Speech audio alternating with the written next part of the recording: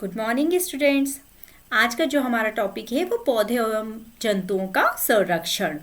आप सभी पौधे और जंतुओं से भली भांति परिचित हैं। जितने भी पेड़ पौधे हैं, हम जैसे ही घर से बाहर निकलेंगे हमें तरह तरह के जीव जंतु नज़र आएंगे, पेड़ पौधे नज़र आएंगे और हमको बहुत अच्छा लगेगा। तो इन सबको देखने के बाद में हमें ऐसी इच्छा होती कि ये कौन सा फूल है, ये कौन सा पेड़ है ना। और यदि कोई पंछी दिख जाएगा तो ये कौन सा पंछी है, तोता है, तोते की भी अलग अलग वैरायटी, कई तरह के हमको जीव जंतु मिलते हैं, पेड़ पौधे भी मिलते हैं और हमें इन्हें देखकर बहुत अच्छा लगता है। अब यहाँ पर एक वर्ड दे रखा है, वो है संरक्षण, यानी कि कंजर्वेशन। संरक्षण मतलब उनकी रक्षा करना। जैसे ही हमें सुंदरता का अनुभव होता है, हमें कितना अच्छा लगता है, तो हमें इसको बचा के रखना है। तो आज का जो हमारा टॉपिक है वो इसी पे है कि जो पेड़ है, पौधे हैं, जंतु है, उनकी जो अलग अलग स्पीसीज हैं उनको हम कैसे संभाल के रखें। और एग्ज़ाम में यदि आप नवोदय की या कोई भी एग्ज़ाम देते हैं ना, तो उनमें इससे रिलेटेड कई क्वेश्चंस आपके बनते हैं। और हम बस अब जब पढ़ेंगे तो आप उनको नोट करते चलिएगा। तो यहाँ पर भी हमें बड़ा मज़ा आएगा, क्योंकि हमसे रिलेटेड और हम जहाँ जहाँ घूमने जाते हैं उन्हीं स्थानों से रिलेटेड इसमें क्वेश्चंस बनेंगे। तो यहाँ भी देखो, बूझो और पहली भी घूमने के लिए गए हैं, ऐसे हम लोगों को भी इसमें घूमना है, पर्यटन हो जाएगा एक तरह से। तो यहाँ पर कुछ नाम दिए हैं, आप इन लोग नाम को भी नोट करते चलिए। जैसे भरतपुर अभ्यारण्य है, काजीरंगा नेशनल पार्क है, लोकचाव वन जंतु अभ्यारण्य है, ग्रेट निकोबार बायोस्फीयर रिजर्व है। तो देखिए क्वेश्चंस कैसे आते हैं, यहाँ पर बस क्वेश्चन बन जाते हैं कि ये कहाँ पर स्थित है। जैसे काजीरंगा कहाँ पर स्थित है, असम में है ना। अब ये निकोबार, ग्रेट निकोबार नाम से ही कैसे समझ में आ रहा है कहाँ पर होगा, ये अंडमान निकोबार में होगा। तो ये सब, अब इनके बारे में हम ये भी समझेंगे कि बायोस्फीयर रिजर्व क्या है।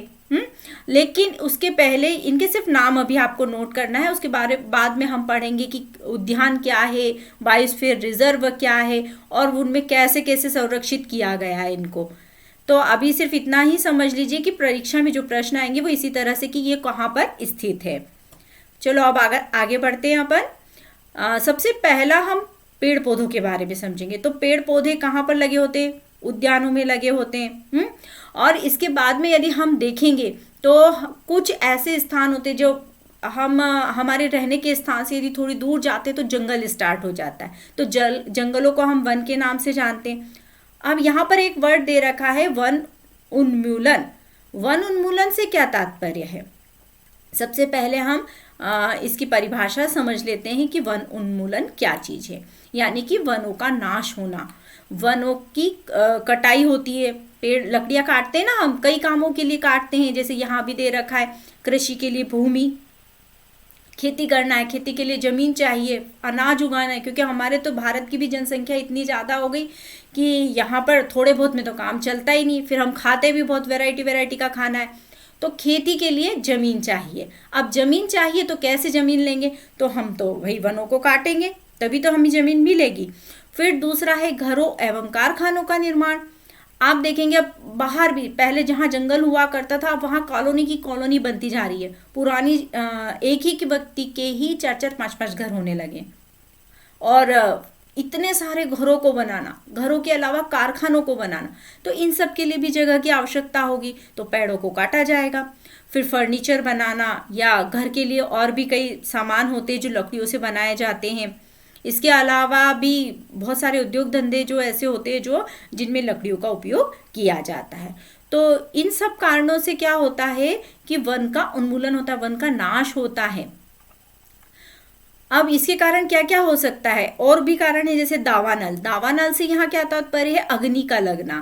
पेड़ों में पेड़ पौधे होते हैं, जंगलों में आग लग जाती है। अभी भी टीवी में आप लोगों ने न्यूज़ में सुना होगा। तो जो हम अभी हमारे भारत का नहीं है, विदेशों का है, वहाँ पे कई जगहों पर पूरे के पूरे जंगल नष्ट हो गए। जैसे अभी ऑस्ट्रेलिया में भी लग गई थी आग। और इसका एक और परिणाम है भीषण सूखा।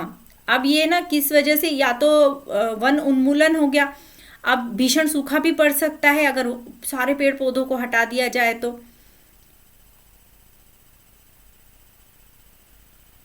अब यहाँ पे इसके क्या क्या परिणाम होते हैं। यदि हम वनों को नष्ट कर देंगे, सभी तरफ से पेड़ पौधे अपने उपयोग के लिए यदि हम काटते रहेंगे और पेड़ पौधे यदि नष्ट हो जाएंगे तो उससे क्या नुकसान होगा?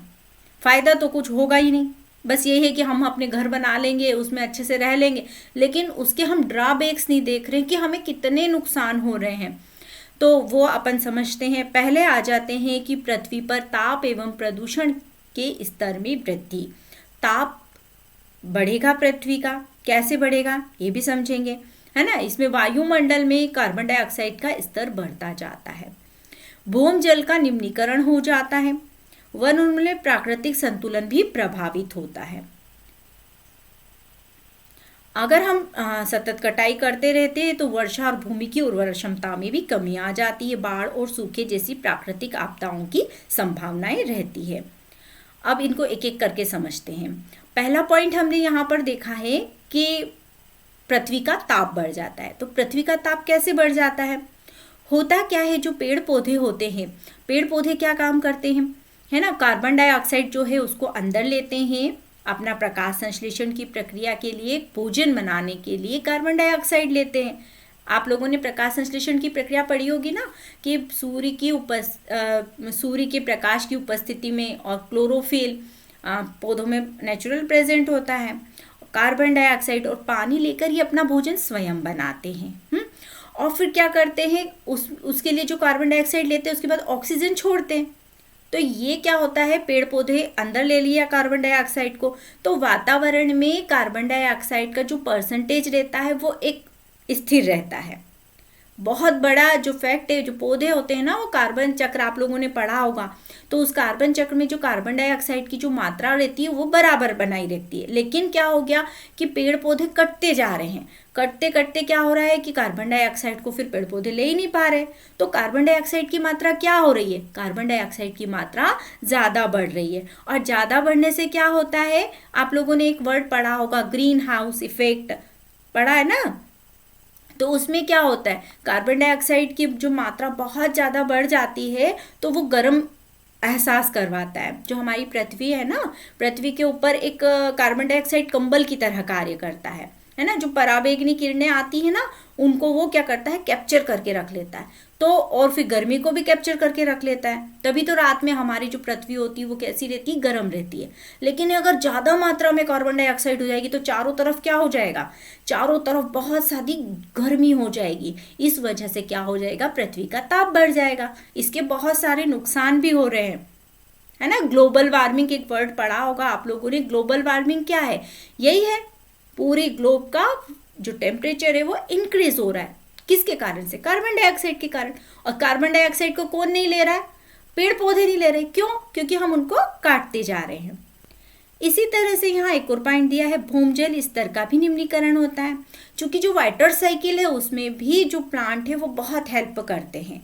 अब प्लांट कट गए तो वो सिस्टम भी नष्ट हो जाएगा। वाटर का जो सर्कुलेशन, आपने वाटर साइकिल पढ़ा होगा ना, कि कैसे बादल बनते हैं, कैसे पृथ्वी पे बारिश होती है और फिर वो पानी कहाँ चले जाता है, जब बारिश होती है तो वो सब जमीनों के अंदर रिश्ता चला जाता है ना। आप कुएं वगैरह खोदते हैं तो अंदर से पानी निकलता है। भूमजल वही है, यानी कि पृथ्वी के अंदर जो स्थित जल है वही भूमजल कहलाता है। तो वो भी कैसा हो जाता है, निम्नीकरण हो जाता है। इसके बाद में क्या होगा कि भाई यहाँ पे कार्बन डाइऑक्साइड की मात्रा भी बदल गई, भूमजल भी नहीं है, तो कई तरह से प्राकृतिक असंतुलन पैदा हो जाता है। इसके अलावा हम देखें तो भूमि की उर्वरता भी कम हो जाती है। पेड़ पौधे तो बहुत अच्छा काम करते हैं, जो होते हैं मृदा को बांधे रखते हैं, है ना, और न्यूट्रिशन वैल्यूज को बढ़ाए रखते हैं। तो ये भूमि की उर्वरता भी कम हो जाएगी। बाढ़ और सूखे जैसी प्राकृतिक आपदाएं भी बढ़ जाएगी। पेड़ पौधे ही नहीं होंगे तो वाटर साइकिल भी नहीं होगा, कार्बन डाइऑक्साइड साइकिल भी प्रॉपर नहीं चलेगा। तो क्या होगा, उसके फलस्वरूप क्या होगा, बाढ़ आएगी या सूखे। बाढ़ आना मतलब बहुत ज़्यादा पानी एक साथ आ जाना। पेड़ पौधे क्या करते हैं, मिट्टी को भी बांध के रखते हैं, है ना, सूखे को भी रोकने का काम करते हैं। ये देखिए, ये प्रकाश संश्लेषण की जो क्रिया है वही मैंने अभी आप लोगों को बताई कि वो कार्बन डाइऑक्साइड वाला जो है कि कैसे उसकी मात्रा बढ़ रही है। तो अब यहाँ पर क्या है, पृथ्वी के ताप में यदि वृद्धि हो जाती है तो जल चक्र का असंतुलन बिगड़ जाता है। वर्षा दर में कमी आ जाती है। जल संतुलन जब बिगड़ेगा तो क्या हो जाएगा, पानी की कमी हो जाएगी और सूखा पड़ जाएगा। अब एक और पॉइंट इसमें आप याद करिएगा कि मरुस्थलीकरण ये कैसे होता है। तो मृदा अपरदन, आप लोगों ने एक नाम सुना होगा, मृदा अपरदन, ये लिखा है देखिए, मृदा अपरदन, सॉइल इरोशन। तो सॉइल इरोशन क्या है? अब देखो, आप पेड़ पौधों की संरचना देखिए आप लोगों ने, यहाँ मैं बनाती हूँ, देखो आप लोगों को, जैसे ये एक पेड़ है,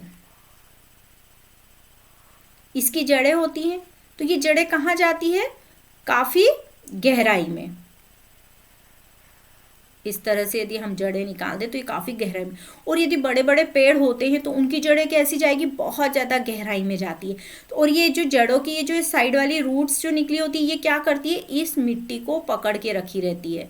यहाँ पे मिट्टी होती है तो ये जड़ें ऐसी ऐसी फैल जाती है सब दूर, और किसकी तलाश में, पानी की तलाश में। तो ये किसको बांधने का काम करती है, मिट्टी को बांधने का काम करती है। अब बहुत सारे पेड़ पौधे होंगे तो मिट्टी बंधी रहेगी, पानी भी आया, जैसे बहुत तेज पानी बह रहा है तो वो मिट्टी उन पेड़ पौधों के द्वारा वहां पे बंधी रहेगी, बहेगी नहीं।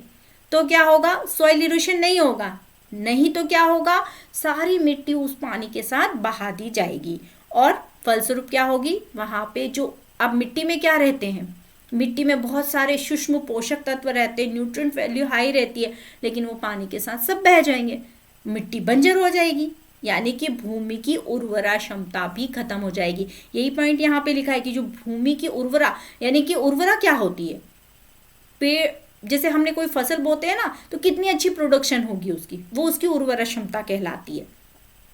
तो जब मिट्टी में न्यूट्रिएंट्स ही नहीं रहेंगे, मिट्टी के ऊपर वाली जो मृदा होती है, जिसे हम ह्यूमस कहते हैं, जिस पेड़ पौधों की पत्तियां जब नीचे गिरती है, सड़े गले मृत पदार्थ होते हैं, तो सूक्ष्म जीव द्वारा उनका अपघटन होता है और भुरभुरी सी मृदा का निर्माण होता है। किसका निर्माण होता है, भुरभुरी सी मृदा का निर्माण होता है, उसे हम ह्यूमस के नाम से जानते हैं।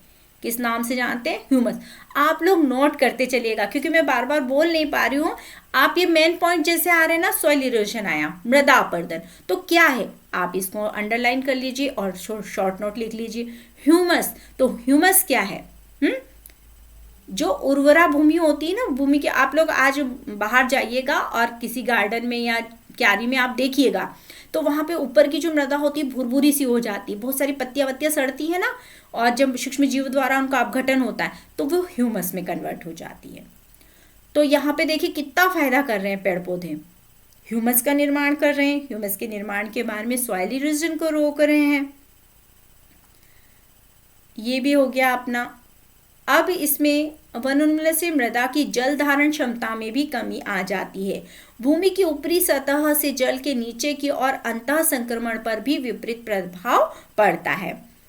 अब परिणाम स्वरूप बाढ़ आने लगती है, पोषक तत्व ये सब भी नष्ट होने लगते हैं। तो अब हमें किसका संरक्षण करना जरूरी है, हमें पेड़ पौधों का संरक्षण करना जरूरी है ताकि हमारी प्रकृति का संतुलन बना रहे।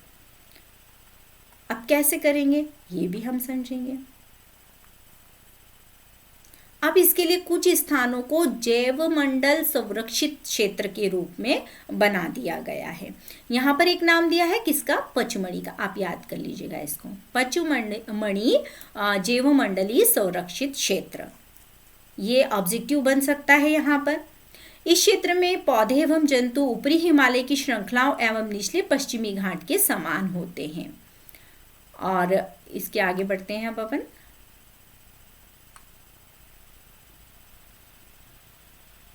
अब यहाँ पर एक वर्ड और आया है, वो वर्ड है जैव विविधता। तो आप इसको भी समझ लीजिए कि जैव विविधता क्या होती है। जो जीव होते हैं ना,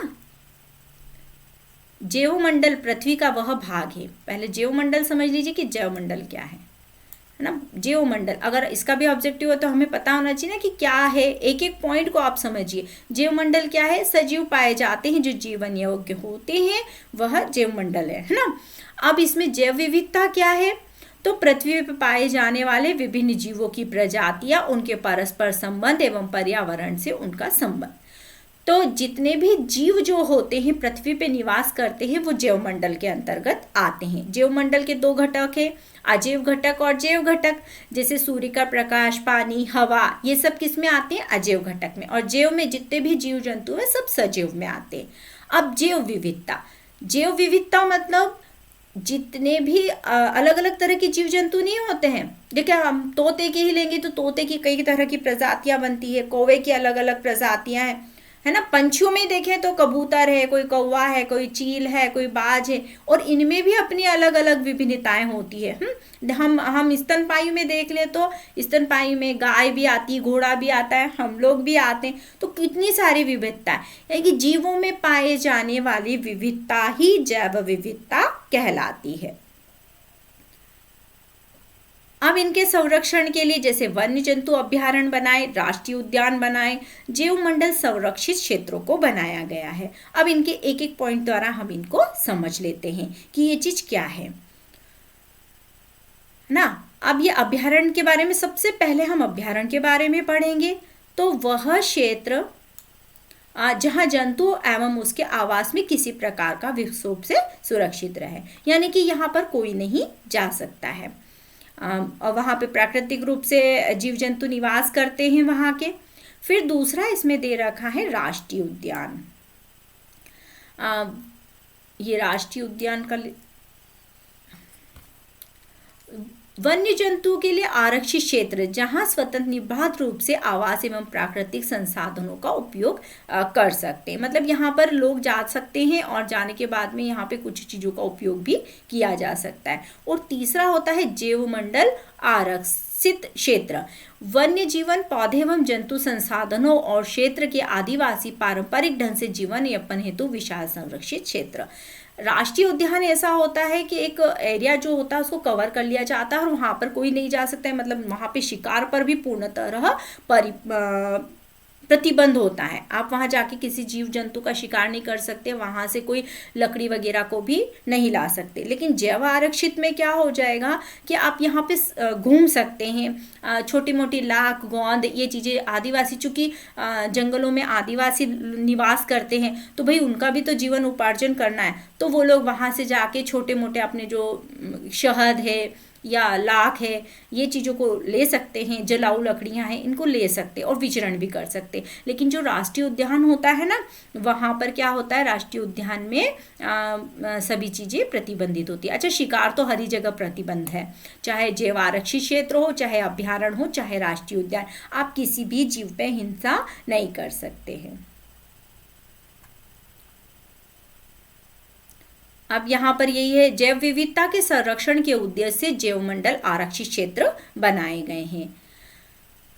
जैव विविधता अपन समझ चुके हैं, किसी भी क्षेत्र में पाए जाने वाले सभी पौधे, जंतु और सूक्ष्म जीवों की विभिन्न प्रजातियां, ये जैव विविधता कहलाती है। किसी क्षेत्र में, जैव मंडल में आरक्षित क्षेत्र में उस क्षेत्र की जैव विविधता एवं संस्कृति को बनाए रखने में सहायक होता है।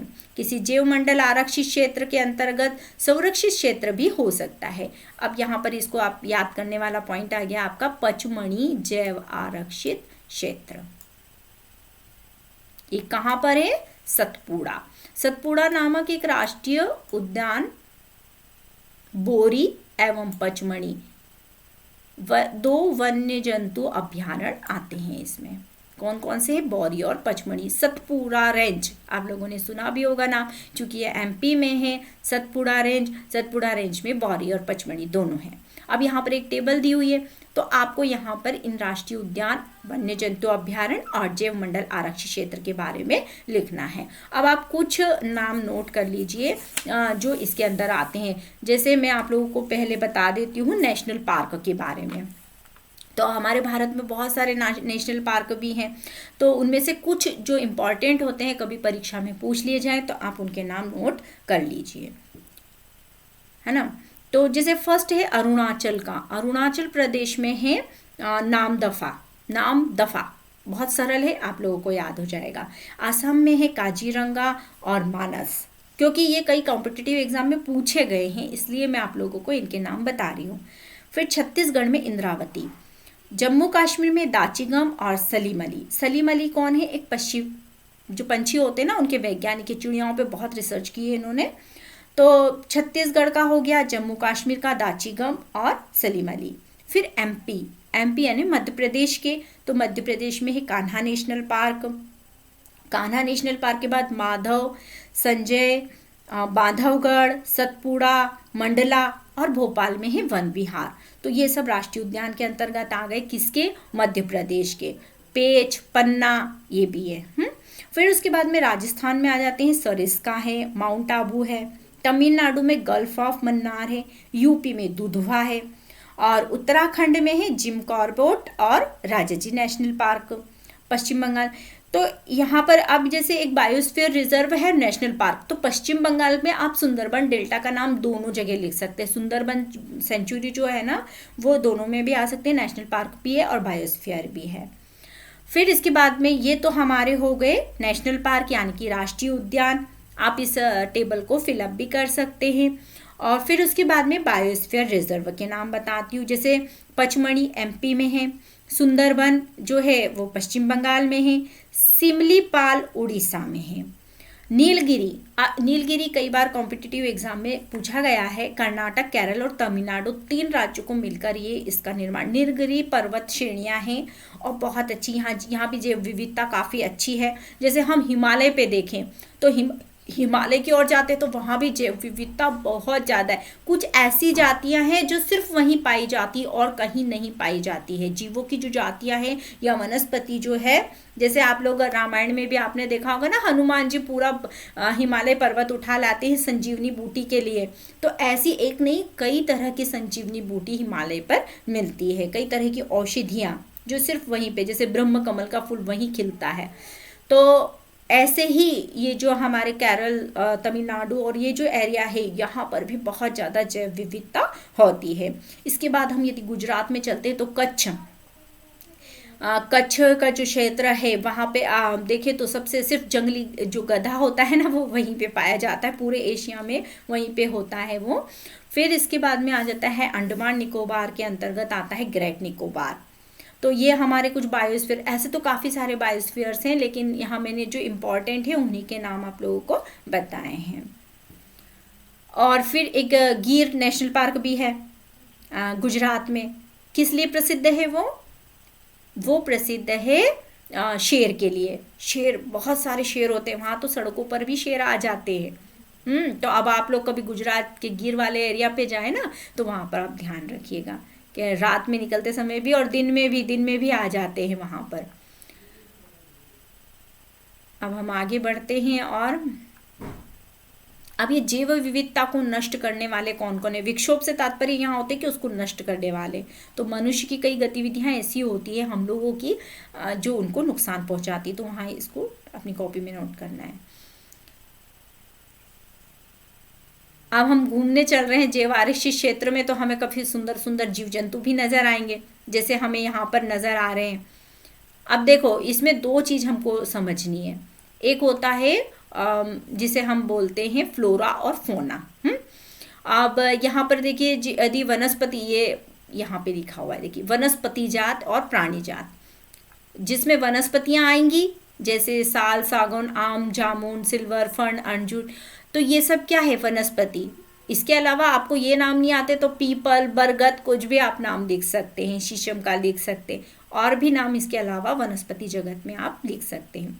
प्राणी जात, तो प्राणी जात में हम लिख सकते हैं जितने भी प्राणियों को जानते हैं, चील, चीतल, चीतल मतलब एक हिरण की तरह होता है ये, तेंदुआ, जंगली कुत्ता, भेड़िया, ये सब कहाँ पर है? पचमढ़ी जैव मंडल आरक्षित क्षेत्र में है। तो हम इनके चित्र भी देख लेते हैं कि ये कैसे कैसे हैं। यहाँ पर ये देखिए, ये एक हिरण का चित्र दे रखा है, और यहाँ पर ये जेकाल, जैसे कि सियार बोलते हैं ना, वो ये वोल्फ भेड़िए का चित्र है, तेंदुए का है, फर्न का है, और ये आम का पौधा जामुन का है, ये फर्न है। तो इस तरह से हमें कई तरह के वहाँ पे, इनके अलावा भी आप अपनी मर्जी से नाम लिख सकते हैं प्राणियों के नाम।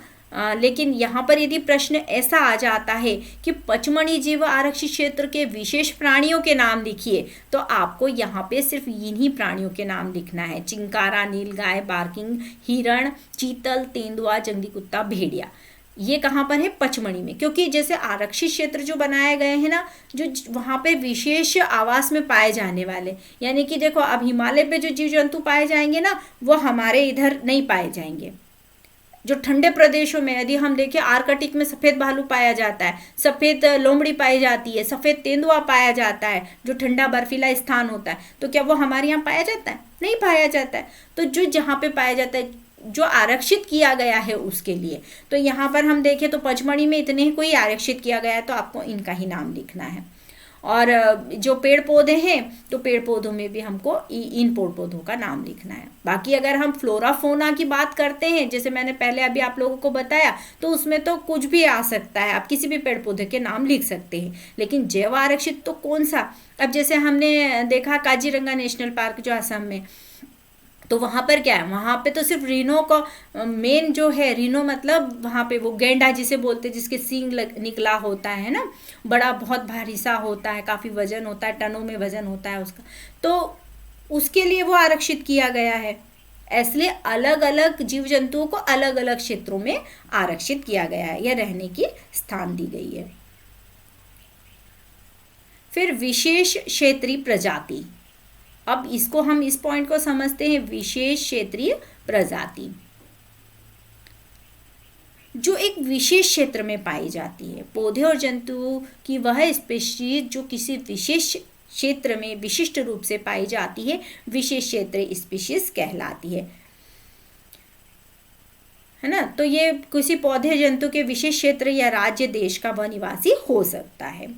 अब यहाँ पे पचमढ़ी के बारे में बताया कि यहाँ साल और जंगली आम बहुत ज़्यादा मात्रा में पाया जाता है। ये देखिए आम का पेड़ है यहाँ पर।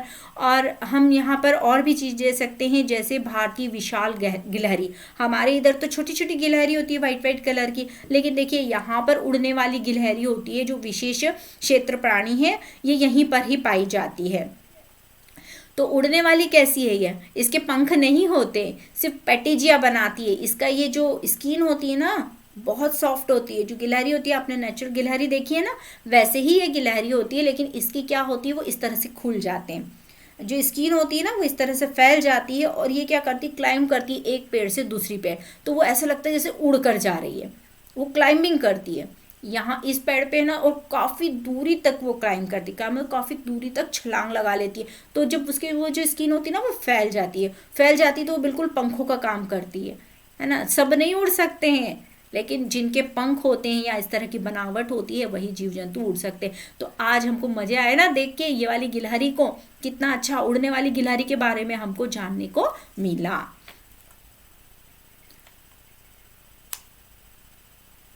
अब ये क्या यहाँ पे जो स्पीशीज होती है किसे कहते हैं, अगर इसकी परिभाषा यदि एग्जाम में आती तो हम लिख सकते हैं कि जो एक दूसरे से अंतर्जनन करने में सक्षम होते हैं, यानी कि एक जाति के सदस्य केवल अपनी जातीय सदस्यों के साथ या अन्य जाति के सदस्यों को छोड़कर जननक्षम संतान उत्पन्न करते हैं, वह स्पीशीज कहलाती है। एक जाति के सदस्यों के सामान्य लक्षण उसमें पाए जाते हैं, यानी कि अपने ही जाति में इंटरब्रीड करने की उसमें क्षमता होती है ना, तो उसको हम जाति कहेंगे। आप समझ चुके होंगे इसको। अब इसके बाद में आते हैं वन्य प्राणी अभयारण्य के बारे में। कुछ ऐसे स्थान होते हैं जहां जंतु के लिए सुरक्षित और संरक्षित कर दिए जाते हैं, इन्हें वन्य प्राणी अभयारण्य कहते हैं। अब संरक्षित वनों में जीवों के लिए सुरक्षित नहीं रहे, क्योंकि इनके आसपास जो लोग रहते हैं वो इन पे अतिक्रमण कर लेते हैं। यानी कि कुछ भी चीज़ चाहिए, ज़मीन चाहिए, तो धीरे धीरे साफ करके वहाँ पे वो अपना काम के लिए उस ज़मीन को यूज़ करने लगते हैं। अतिक्रमण यानी उस स्थान पर कब्जा कर लेना। अब आप लोग कई तरह के जू में भी गए होंगे, घूमने गए हैं चिड़ियाघर, कितना मज़ा आता है। वहाँ पे रंग बिरंगी तरह की चिड़ियाएँ देखने को मिलती है, अलग अलग प्रकार के जीव जंतुओं के वहाँ पे दर्शन होते हैं। विभिन्न, कहीं सांप वाला होता है तो सांप, विभिन्न प्रकार के सांप मिलेंगे, या शेरों वाला है, हिरण वाला है, कई तरह के जू होते हैं। अब यहाँ पर एक और ये आ गया राष्ट्रीय उद्यान। तो वन्य प्राणी अभयारण्य आप लोग समझ चुके हैं। अब इसके बाद में आ जाता है राष्ट्रीय उद्यान, जैसे सतपुड़ा। सतपुड़ा क्या है, राष्ट्रीय उद्यान है। पर्यावरण की संपूर्ण संकटों का संरक्षण किया जाता है। वनस्पति, प्राणी जगह, दृश्य भूमि तथा ऐतिहासिक वस्तुओं का संरक्षण करते हैं। इस पॉइंट को आप अच्छे से नोट कर लीजिए कि राष्ट्रीय उद्यान क्या है। तो राष्ट्रीय उद्यान वनस्पति, जंतु, प्राणी, दृश्य भूमि, ये वर्ड भी याद रखना है। ऐसा लग रहा है ये कोई काम की नहीं है, लेकिन इस पे ऑब्जेक्टिव आता है। ऐतिहासिक वस्तुओं का संरक्षण किया जाता है। सतपुड़ा राष्ट्रीय पार्क भारत का प्रथम आरक्षित वन है। यहाँ पर टीक सागौन इस वन में मिलती है। तो ये आपका राष्ट्रीय उद्यान कंप्लीट हो गया। सतपुड़ा उद्यान की चट्टानों में आवास, शरण स्थलीय मनुष्य की गतिविधियों के प्रागैतिहासिक प्रमाण भी है। आदि मानव के जीवन यापन के बारे में हमें पता चलता है। यदि हम सतपुड़ा जाएंगे तो वहाँ की जो चट्टानें हैं, देखो यहाँ पर किस किस चीज़ों का संरक्षण किया है।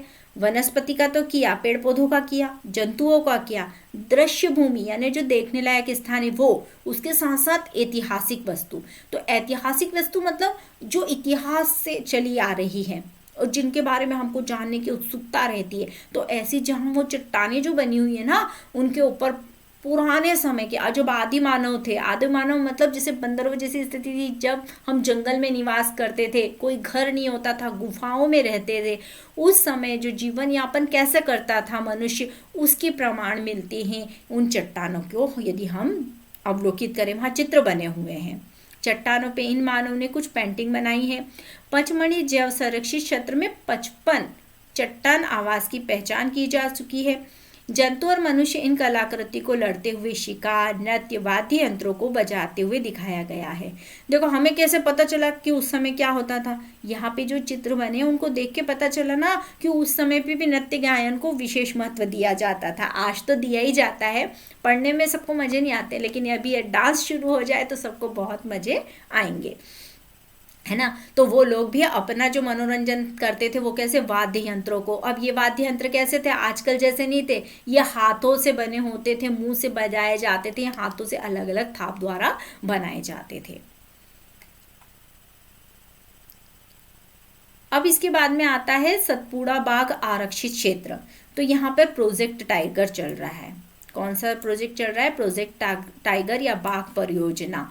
तो इसमें क्या किया है, जो बाघ होते हैं, देखो 3 चीज होती है, शेर होता है, चीता होता है, तेंदुआ होता है, 4 हो गए ये तो, और एक बाघ होता है। इन सब में डिफरेंस होता है। शेर तो आपने गिर में देखे होंगे जिसके बड़े बड़े बाल होते हैं, है ना, बहुत पूरा मुंह ढका होता है, वो शेर होता है। बाघ की क्या खासियत होती है, उसके ऊपर पट्टियां बंधी होती है ब्लैक कलर की, पूरा गोल्डन कलर का होता है, येलो, और उसके ऊपर ब्लैक पट्टियां होती है, वो बाघ होता है। और चीता और तेंदुआ में भी अंतर होता है, लेकिन हम सामान्य रूप से उन्हें एक जैसा समझते हैं। तो चीते में क्या खासियत है, चीता सबसे तेज रन करता है।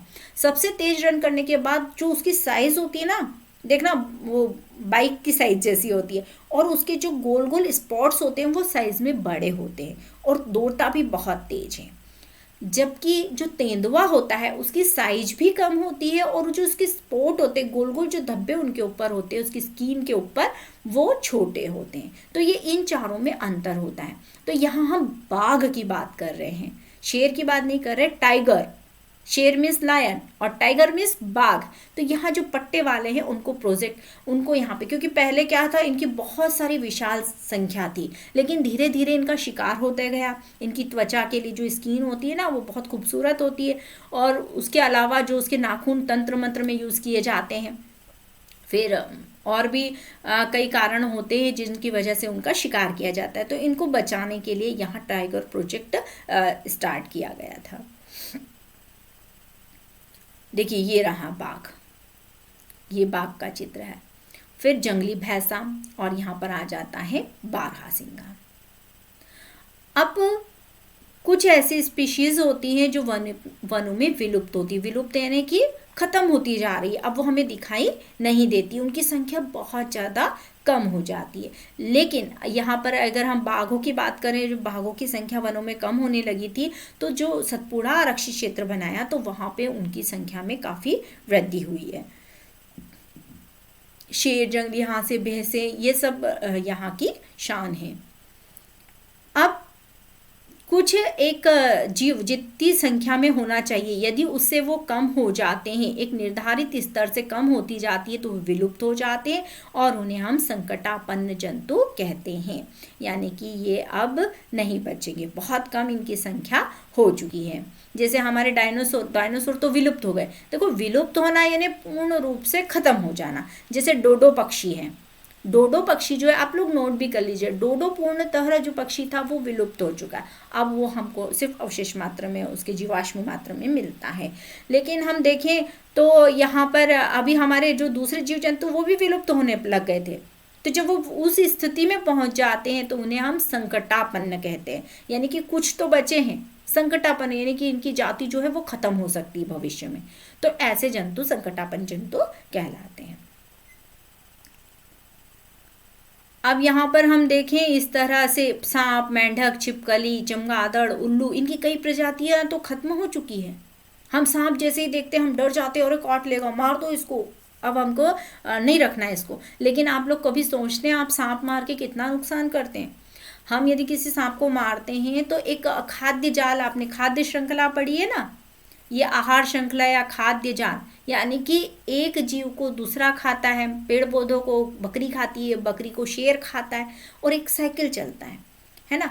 अब ये जो बकरी है इसको दूसरे जीव जंतु भी खाएंगे, और घास को हिरण भी खाएगी, तो एक पूरा जाल बन जाता है जिसे हम खाद्य जाल कहते हैं।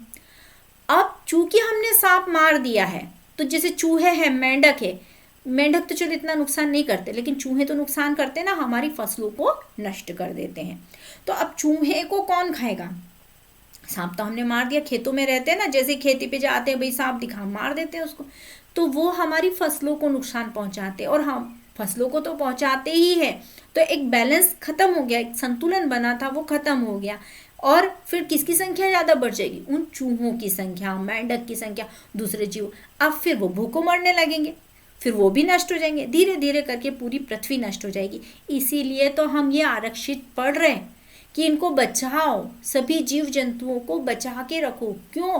क्योंकि पारिस्थितिक तंत्र यदि गड़बड़ा गया, हम भी नहीं रह सकते। अभी तो हम अपने मजे के लिए, नेचुरल सबकी आदत रहती है अपने मजे के लिए हर चीज का उपयोग करता जाता है। आवश्यक नहीं होता है तब भी खूब उपयोग करता है, खूब उपयोग करता है, लेकिन ये नहीं सोचता कि जब ये खत्म हो जाएगा तब हम क्या करेंगे।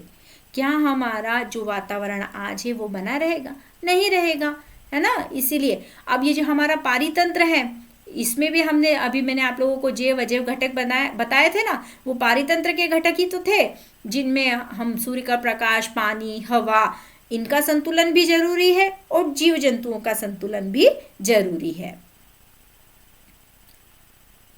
अब यहाँ पर आपको ये जो मैंने संकटापन बताया ना, देखिए संकटापन, अब ये जो कुछ जो जंतु हैं, जैसे मैं यहाँ नाम आपको बताती हूँ, काले हिरण, काला हिरण देखने को नहीं मिलता है अब, सफेद आंखों वाला हिरण, हाथी, सुनहरी बिल्ली, गुलाबी सिर वाली बतख, घड़ियाल, कच्छ का मगरमच्छ, अजगर और गेंडा, ये सब जो हैं अब सुरक्षित हैं। ये संकटापन्न स्थिति में पहुंच चुके थे, लेकिन हमने जब जैव आरक्षित क्षेत्र बना दिए तो इनको हमने बचा लिया। भारतीय अभ्यारण्य में दृश्य भूमि, समतल वन, पहाड़ी, नदी, डेल्टा, झाड़ी भूमि, बुशलैंड, इन सबको, बुशलैंड मतलब झाड़ियों से जो बने हुए स्थान रहते हैं, या कुछ प्राकृतिक देखने में काफ़ी अच्छे स्थान होते हैं, नदी, पहाड़, इन सबको हमको संरक्षित करना है। जैसे हमारे पास में हम देखें तो रामपुरा के पास में गांधी सागर है, तो वो भी एक अभ्यारण्य है, वहाँ पर भी जीवों को संरक्षित करके रखा गया है।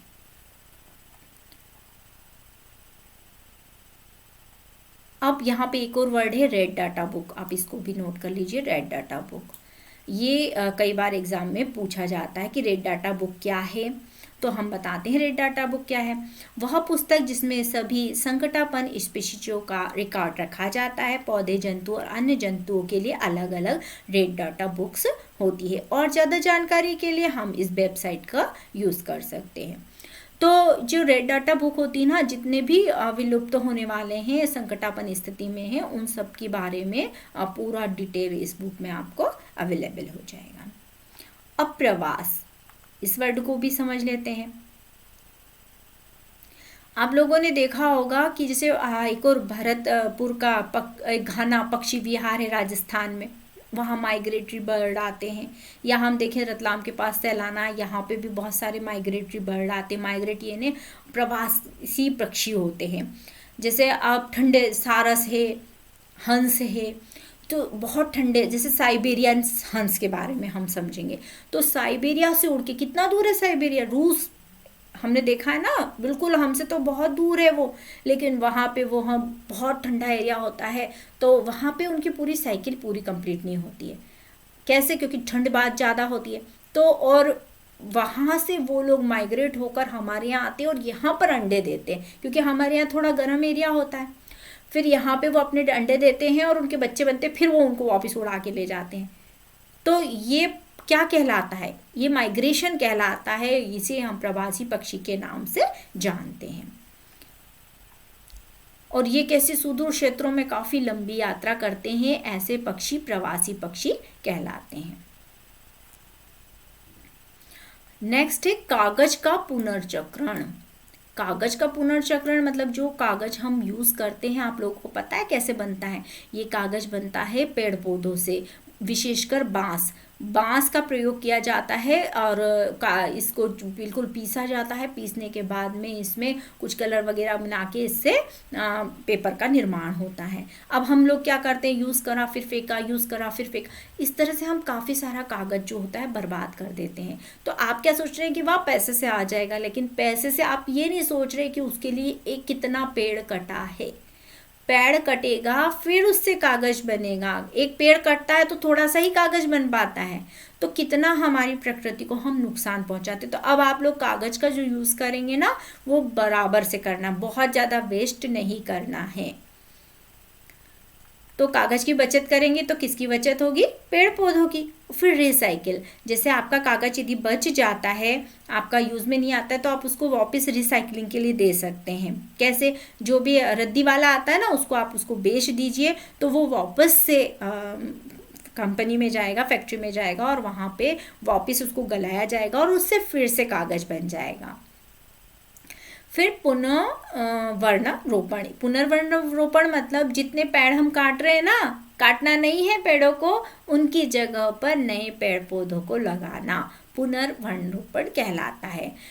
कमी को, काटे गए वृक्षों की कमी को पूरा करने के लिए। तो आप लोग सब लोग ये डिसाइड कर लीजिए कि आप लोगों को इसमें हेल्प करनी है। अभी अभियान भी चला है ना बीच में कि सब एक एक, हर बच्चा एक एक पेड़ लगाएगा।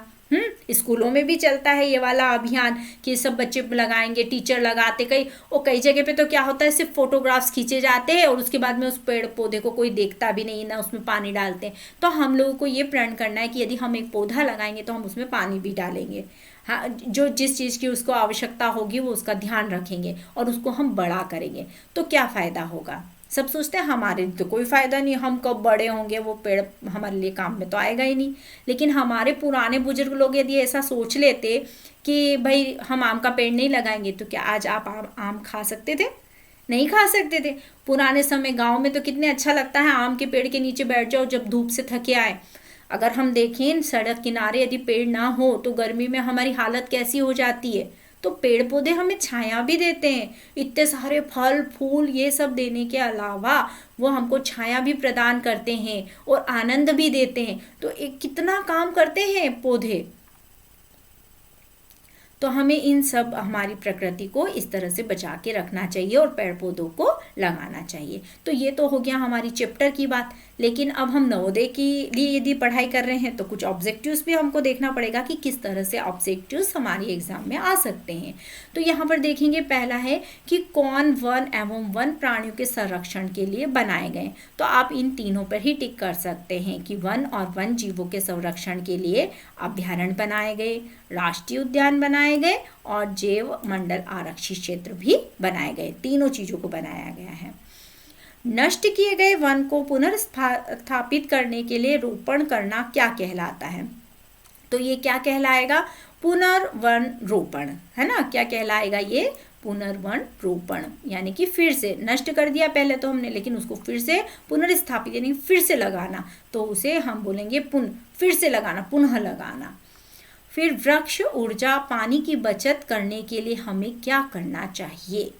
तो हमको तो भाई ये सारे ही काम करना चाहिए, कागज की बचत भी करना चाहिए, कागज को पुनः उपयोग में ले लेना चाहिए, कागज का पुनः चक्रण भी करना चाहिए। ये सभी आंसर इसमें सही है, तो उत्तर आ जाएगा डी वाला। निम्नलिखित में किसका संरक्षण राष्ट्रीय उद्यान करता है? राष्ट्रीय उद्यान किसका संरक्षण करता है? सबका करेगा भाई, वनस्पति का भी करेगा, दृश्य भूमि का भी करेगा, प्राणी जात का भी करेगा, तो ये उत्तर सभी सही हो जाएंगे। अब मान लो यहाँ पे ऐतिहासिक लिखा होता तो तब भी सही होता। जहां वन्य प्राणी सुरक्षित एवं संरक्षित रहते हैं उसे क्या कहा जाता है? उसे क्या कहा जाता है? वन्य प्राणी अभयारण्य। जहाँ पे रहते, संकटापन्न तो बता ही चुके, जो विलुप्त होने के कगार पे होते हैं, है ना, तो यहाँ पे इसका उत्तर ये आ जाएगा। ऐसे पक्षी जो उड़कर दूसरे देशों की लंबी यात्रा करते हैं वो प्रवासी पक्षी या माइग्रेटरी बर्ड कहलाते हैं। काटे गए वृक्षों की कमी को पूरा करने के लिए नए वृक्षों को लगाना, पुनर्वर्ण, ये इसी का उत्तर यही है।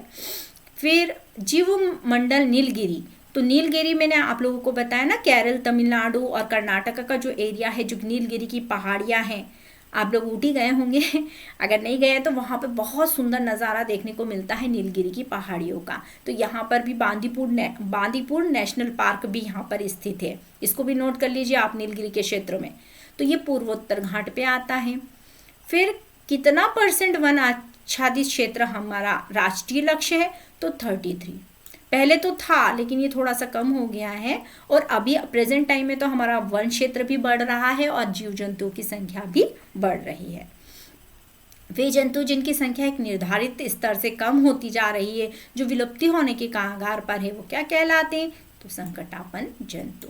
इसी तरह से जो मैंने आप लोगों को नाम बताए हैं नेशनल पार्क्स के और बायोस्फीयर रिजर्व के, वो आप लोग याद कर लीजिएगा, क्योंकि उससे भी रिलेटेड क्वेश्चंस आपके एग्जाम में आ सकते हैं। तो ये आपका पूरा चैप्टर कंप्लीट हो गया है, आप लोगों को ये समझ में आया होगा। यहाँ हमने सुंदर सुंदर कई तरह के चित्र भी देखे हैं, इन जानवरों के बारे में जानने की कोशिश भी की है ना। अच्छा लगे तो लाइक ज़रूर करिएगा।